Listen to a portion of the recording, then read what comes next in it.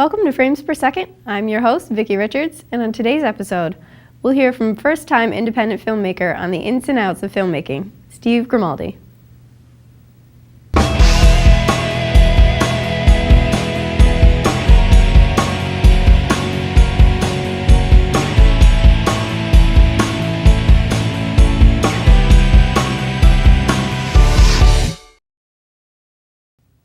Welcome to Frames Per Second. I'm here with independent filmmaker Steve Grimaldi.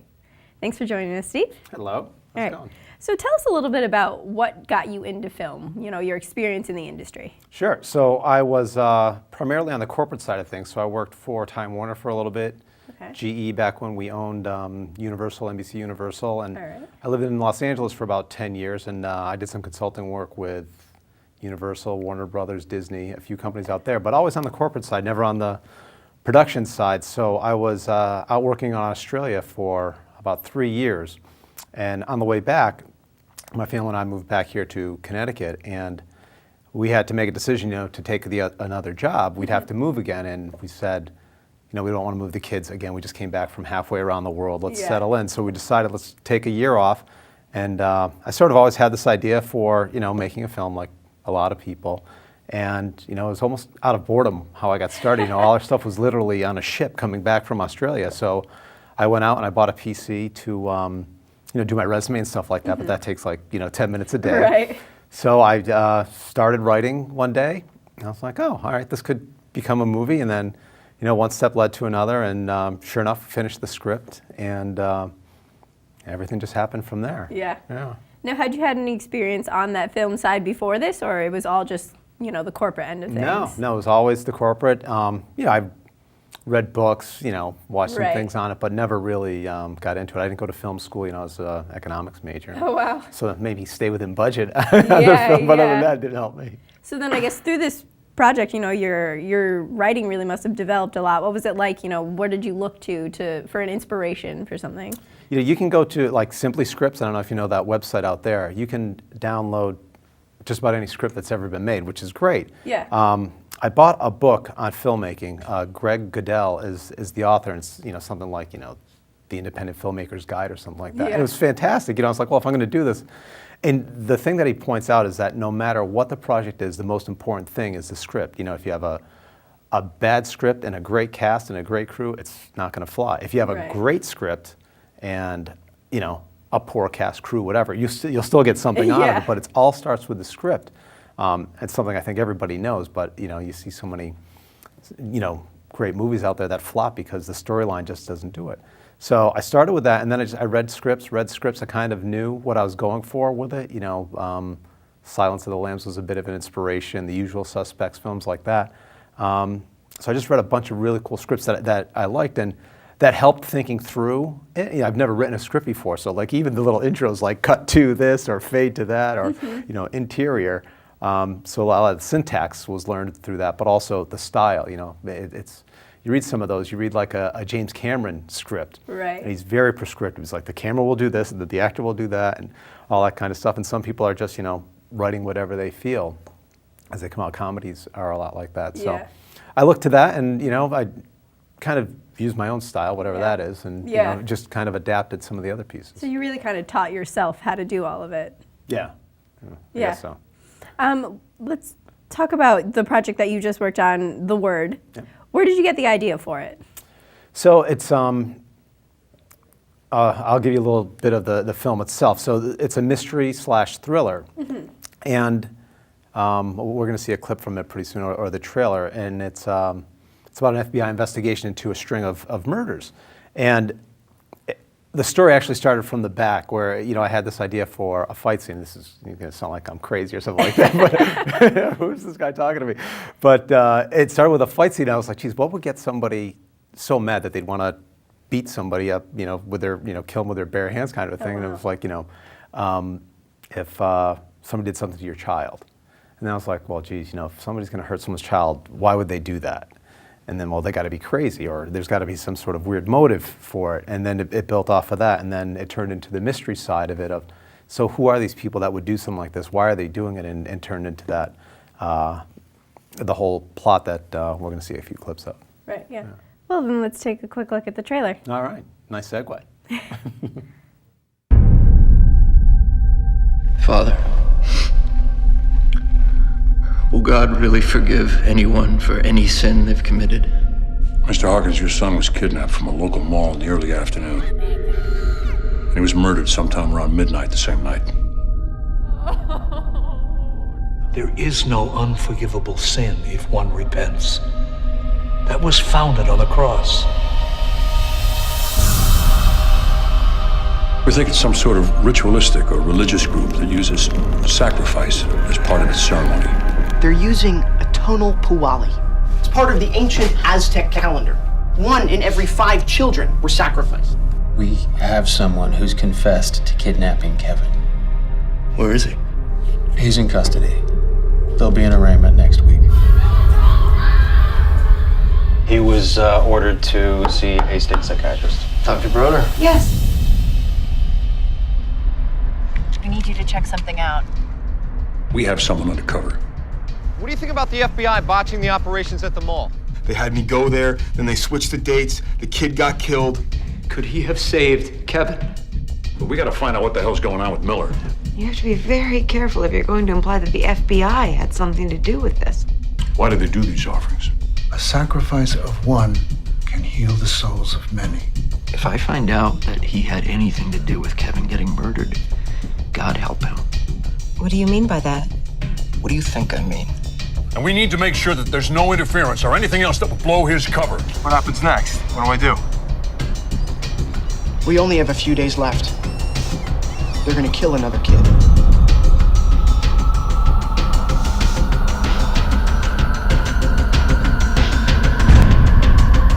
Go get him.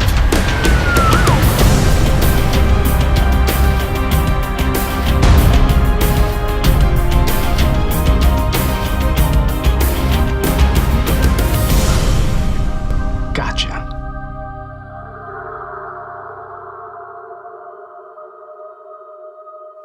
Only say the word and I shall be healed. That's correct. Some pretty heavy stuff. Yeah. So where'd you come up with the name for the movie, The Word? So obviously the main plot is around the mystery and the abduction and all that, but the subplot is very religious, and that's kind of what I was going for on that. He views that, our lead character, Tom, as, his child was taken from, like, God's kind of testing his faith. But instead of just accepting that, he decides to test the Lord's mercy. And there's a saying, only say the word and I shall be healed. So he decides to push his revenge to see how much will God forgive him for. So he thinks that it's justified and he can do whatever he wants to exact his revenge and ultimately repent and save himself from that. And then the ending, that all plays out, and the audience gets to decide what really happens. Yeah. So what made you want to tell this story, in this sort of lens that you put it in? God, like I said, it kind of just happened. We started putting it together, and I got through the first draft of the film, and then I let a few people read it, and they said, I like the idea, but what about this? Or, what if there was this type of mystery to it? And that's where the whole Aztec calendar and all that piece came into it from. So there really wasn't a way to tell the story and how I wrote it. Once I handed it to the director, he kind of put the story together a little bit more with that. Yeah, he was fantastic with it. Yeah, so it kind of had help on all sides a little bit. Yeah, and it's not just, so obviously the director and I were the first ones to take a look at it and put it together, but then once we gave it to the DP or, one of the co-producers, they've worked on plenty of films too, and they're like, what about this or this? And the DP saying, well, we could shoot it like that, but we'd have to change the story this way. Mm-hmm. So it was a very, very helpful and creative process to get to that point. Yeah. Well, we'll talk a little bit more about the process after we go to our commercial break, so stay tuned. All right. Good one, son. Last summer, my new dad took me on vacation. First, we went deep sea fishing. Wow! I'm so proud of you, son. And then we went on Thunder Shark. That was awesome! Let's go again. 3 times. I gotta say, it was pretty cool. You don't have to be perfect to be a perfect parent. Thousands of kids in foster care will take you just as you are. Oh, not again. All right, I'm back with Stephen Grimaldi. So let's talk a little bit more about the actual process of filming. What went into before, during, a little bit, just, you know, how you really shaped it. Sure. So we'll talk pre-production. Yeah. I'll give you a little bit of a timeline too. So I finished the first draft of the script probably around November. You know, I forget the years. So in November. And after that I went and I spoke with, so I really didn't know what I was doing. Like, okay, so now I have a script, how do I make a movie kind of a thing? So the first thing that I did was set up the LLC to get it done. So I went and I talked to an entertainment lawyer. He said, no problem, here's what you got to do. Went through the forms, did all that. And he said, by the way, you know, I know a really good director if you're looking for one. He's based in Connecticut as well, just finished a film. His name's Greg Friedel from New Britain. And he just finished a movie called Fate. So Greg and I met, you know, in December, went through the script, and, you know, we were in pre-production in January. So it was that quick. So we went from script to pre-production. We hired a location manager right off the bat, an associate producer, well, actually, co-producer on that one. Our DP from Los Angeles who worked with Greg on the last one, and you know, a few other people that were critical to getting started, our production designer. We got the team together, we met, you know, probably 2 or 3 times a week, just talking about, you know, how we're going to set this up. Let's talk about the story, talk about where we can shoot this, how we're going to get it done, and then, you know, who's going to come in to be the rest of the crew. And, you know, it's the Connecticut film group, if you will. I mean, there's tons of talent here, great talent, and it's a small knit community. Meaning, you know, if a producer or director worked with somebody before, they know who the right people are to contact, and, you know, people kind of have their favorites. But so we hired, you know, kind of the people that would report directly to myself and Greg, the director, and then they had ideas for who would work for them, you know, whether it's costuming or art directing or, you know, the assistant cameraman, whatever the jobs are. So we brought them in. There was a big fight over who the PAs were going to be. You know, everybody has their favorites. And like, we don't like him or she's great or whatever. They kind of had to duke it out because we only had, you know, 6 or 7 slots. It was a relatively small production. So we did that. We got together. We did that for maybe 2 months, and then we were shooting in March, and then we wrapped shooting in April. So it was literally, you know, from script to in the can, like 5 months, and everyone's like, "That's, you know, we've never seen anything like that." And I didn't really know any different. I'm like, "Well, why not?" You know, it didn't seem to be that hard. You know, we got there, but ended up, you know, the reason we did get there because we had such a really great crew, well dedicated, and, you know, extremely hard working. So it worked out great. You know, really good people. Yeah, we have a scene to show a little bit, a clip from it. Talk a little bit about what it was like working with some of the actors. Oh, sure. So we were very fortunate. I guess, you know, when I talk about the key people that we hired, I have to say the casting director, too. You know, so you're not going to have a movie without the cast. So we cast it down in New York, and Kevin O'Donnell plays the lead, and the other lead is a guy named James Naughton, who plays the lead FBI investigator. He's won a couple Tony Awards. He's, you know, huge on stage, Broadway, and all that. And it was a thrill for a lot of the other guys to work with him. A lot of them had theater experience, and, you know, Jim's kind of like an idol to a lot of them. You know, some of them had worked with him in the past. You know, one guy when he was 10 years old and Jim played his dad, they got on set together, and he's like, "You probably don't remember me," but so it was really cool. So this scene has Jim in it and Kevin, the lead, and this is early in the film. So this is where we start to learn about who's doing these abductions and these murders and what it's all about. So it kind of, you know, the scene opens with, you know, the audience finds out what happened, and this scene kind of tells us why they're doing it. Shows it. All right, well, let's take a look. And this guy just happened to be at the mall the day your son was kidnapped. You trust this guy? Yeah, I trust him. He went to Wharton, all right? He's an executive at one of the biggest companies in the world, so yeah, I trust him. Tom, what happened to Kevin is almost identical to what happened in Providence. They have a very elaborate setup. They get jobs at local malls and other crowded locations using pseudonyms, false IDs, socials, the usual. They case everything for a week or two, they plan everything very carefully, and then they disappear after the abduction. We've been checking thousands of records at malls and other sites across 5 states. But it's been a challenge.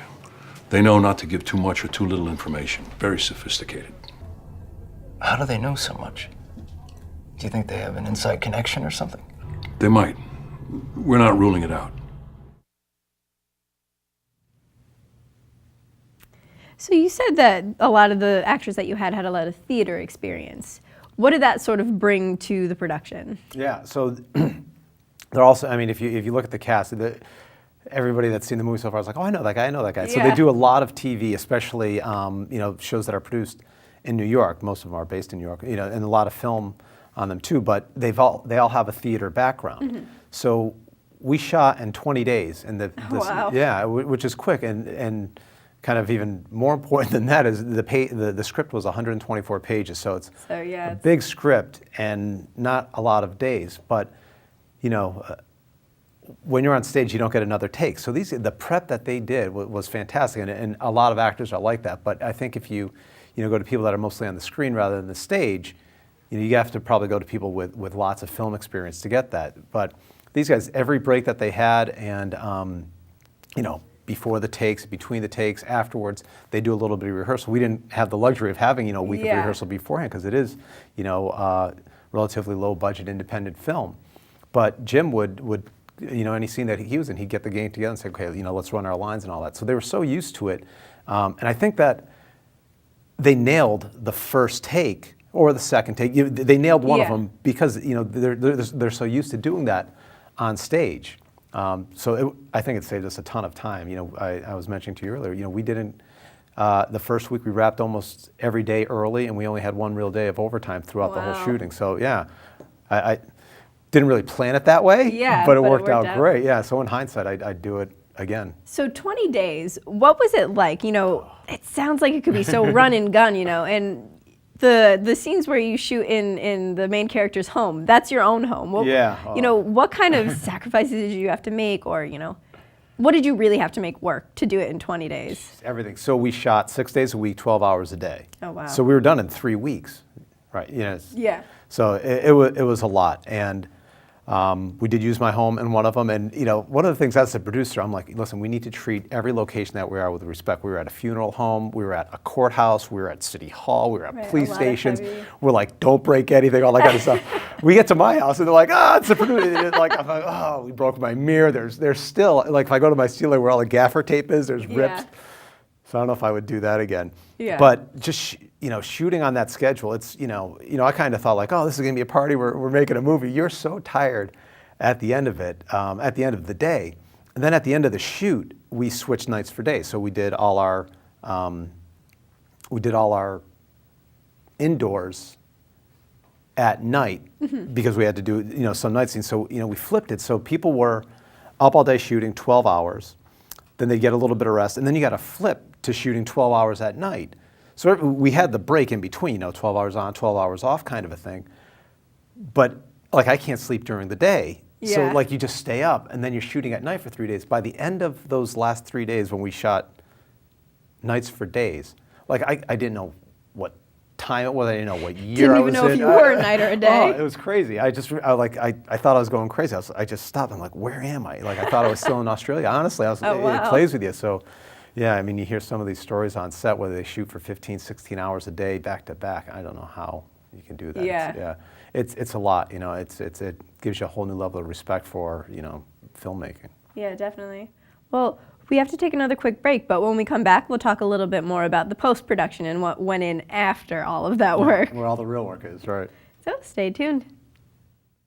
My new dad teaches me all kinds of stuff. I wouldn't use this one. He helps me with my decision making. Never. And he's even teaching me how to drive. And that's why cars have bumpers. You don't have to be perfect to be a perfect parent. Thousands of kids in foster care will take you just as you are.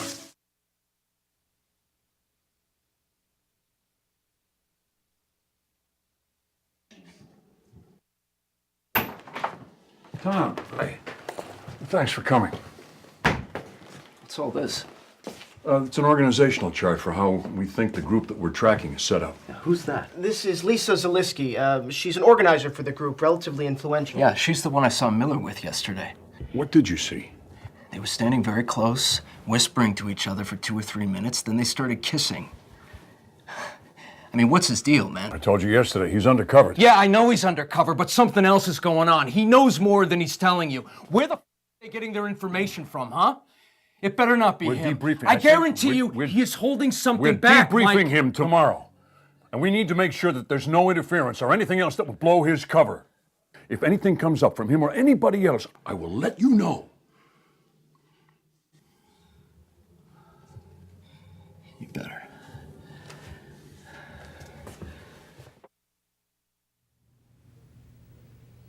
So again, some pretty intense stuff. Yeah. So what you're seeing there, obviously, is Tom inserted himself into the investigation. He found out that the FBI might know a little bit more than they're letting on, and one of the agents is undercover. Tom kind of figures that out by, the situation that he just mentioned there, and it kind of looks like this might be, the inside connection that this group has for what they're doing. So the story follows that along too, and you can see kind of the tension between Kevin, or I'm gonna go there, Tom and Agent Sheehy, so Jim and Kevin, yeah. It was great. When they were filming that scene, though, it was funny. Somebody messed up their line once, so they both started laughing. They put their arms around each other and started singing, doing like a little can dance. So it was, even though they were doing that right there, once the cameras were off, they, all buddy. But it's cool how you can just kind of turn it off like that. Yeah. Do you think they really got your vision right when they're through their acting? Oh yeah. I mean, so Kevin's a method actor, right? And he, the lead character's job was kind of based on some of the work that I do around mergers and acquisitions and stuff like that out in the real world. And before the film started, he's like, listen, I want to sit down with you and, really learn all about this, so I can get it for the scene. So he was completely into it. And then he's like, so we had them all up in hotels and all that stuff. He's like, do you mind if I sleep over at your house so I can get the feel of what it's like to live there, because that's going to be my house in the movie? Yeah. I was like, sure, you're not trying to move in, are you? But, he's funny. a phenomenal guy, but he was so into it. And some of the other actors were just like, they didn't even prep at all. They just kind of turned it on, and it was like almost like their natural personality coming out in it. But between them, their preparation, and the guidance that Greg, our director, was giving them, absolutely, yeah. Yeah. So what about after the filming wrapped? What was it in going into post-production and all of that? So post was great. We did it right up here right near Bristol, Connecticut. So we spent a lot of time up there. But like I was saying, you shoot the movie in less than a month, and then post-production takes, about 5-6 months, doing all the editing, putting in the sound. It's a massive effort. So what we did, we went into post April timeframe, and we finished, we got to a near final cut, if you will, in September, and then we brought in some test audiences, people that had no idea what the movie was about, to get their reactions. And the movie at that point was probably 10-12 minutes longer than it is right now, but that was a lot of feedback. It was like, the beginning, the pace didn't keep me. Like, oh great, and they were like, you're giving me too much about this character where they don't really play a role later on. So we kind of had to cut people out. I mean, you think about it, it's 104 minutes on film, and we have, probably 50 hours worth of footage. So a lot of those are the same take, but still, we could turn this into, a 4-hour feature film if we wanted to, with all the stuff that we had to cut out of it. So that was big. But then now we're done with the film, so it's complete, it's shot, it's edited, it's got all the sound, it's great. Right, and you're taking it to a couple festivals too. Right. So that's the next step is, to hit the festival circuit from an independent film perspective, and obviously you're doing that to help gain distribution. Yeah. So you kind of do both of them in parallel. Yeah. So we went out and we sent to a bunch of the film festivals. We ended up going with the Manhattan Film Festival. We were the opening night feature there, which was great. We had a sellout crowd and all that kind of stuff, and we were, I guess, lucky enough to win their top honor, which is Best Dramatic Feature. Oh wow. So that was really cool. Yeah. So that was fun. But it's tough, a genre like this, it's not really a film festival type movie. You know what I mean? They want, the upbeat, happy kind of thing, a lot of drama. They didn't find that film. upbeat. Yeah, exactly. So what they do is, and I would talk to them quite a bit, whether it was, LA Film Festival, Tribeca, Austin, some of the other, even bigger ones, Toronto, stuff like that. And they'd say, and they were very straightforward, like, listen, we like your movie, at least that's what they were saying, but, we only have like 4 or 5 slots for this type of stuff. So if you think about that, there's 120, 130 slots at the big festivals, but they only carve out a few for this. So, and you're competing against films with bigger budgets, with potentially studio backing, or, with a big sales agent or an agency behind them kind of thing. But, so you hit the ones that really work for you. And then after that, you put your marketing materials together and you go out and you look for distribution, which is, frankly, of making a film, that's the hardest part. You know, I had Yeah. no idea. I thought, you know, writing was going to be tough or production was going to be tough, but, you know, getting distribution now, you know, with the amount of films that are out there and, you know, not so many people competing for them now, you know, the demand is over exceeding the supply. Right. You know, you really need something good, and, you know, even if it's not good, it's got to be something that people are going to catch on to. You know, that's why you see a lot of people Right. making the horror films right now, because those will sell internationally very easily. So, yeah. So we got picked up by Monte Cristo, and they're selling it internationally. And they also have domestic VOD and DVD rights. Yeah. Yeah, so, you know, It's not like you just sit here said, like this. yeah, right. Where are you really looking to take it other than the international markets? Are you trying to, you know, bring it back here? Where do you really want it to go? I mean, everybody that makes a movie wants a theatrical release. So we have a theatrical release for this one. It's what's called a four-walling. So we have a theater for a whole weekend, and we'll screen the film here. We shot the movie primarily in Bridgeport, and that's where the screening is. Yeah. And then hopefully, if that catches on, you know, if you get what's called a per-screen average, a high per-screen average, other distributors and other exhibitors look at it and say, oh, you know, maybe that's something that'll play well here. Yeah, so in terms of the independent filmmaking process, what would you say is the most difficult part? The distribution Without a doubt, yeah. Yeah. You know, and you kind of learn as you go, like, oh, okay, you know, like actually making the movie wasn't as hard as I thought it was going to be. You know, I think a lot of that has to, you know, the credit, I'll give that all to the crew and Greg and the DP and, you know, the key people that we had on that. But just trying to crack into, you know, getting it shown or getting it picked up or getting into a festival with all of them. You know, you talk about Sundance.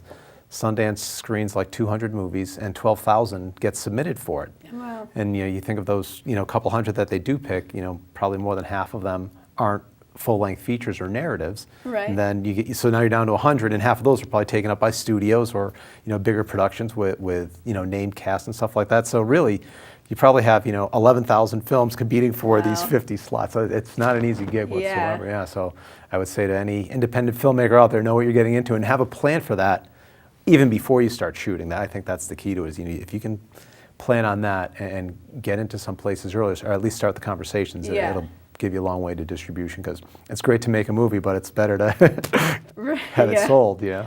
And what do you think, after having gone through this whole process, what's something that you got wrong and what's something that you think you really did right? So what we did right, you know, you've heard me say it a few times, is, you know, getting the right people in the right jobs, not just, you know, the production leaders and the people that, you know, working directly for Greg or myself, but the teams that went through them, and having the right attitude and the right chemistry. You know, we were a couple weeks, you know, the first 2 weeks into the shoot, and the first AD came to me and said, listen, if you want to cut a day on the production schedule, I think we can. He's like, I'd never say that, but I think this crew can handle it. And we were like, no, let's do the full 20. You know, the director kind of said, we're not losing a day. We're gonna shoot more if we can do it. Yeah. So that's probably what went the best. And again, if I could do it over again, because there really wasn't anything that went wrong. You know what I mean? A couple accidents here and there, but obviously not a big things deal. you want to improve on. Right. Honestly, it would be, again, on the distribution side, you know, and really knowing what to start doing earlier. Yeah. Well, unfortunately, that's all the time we have, but thank you so much for coming down. Yeah, my pleasure. Stephen Grimaldi, make sure to check him out, The Word, and join us next time on Frames Per Second.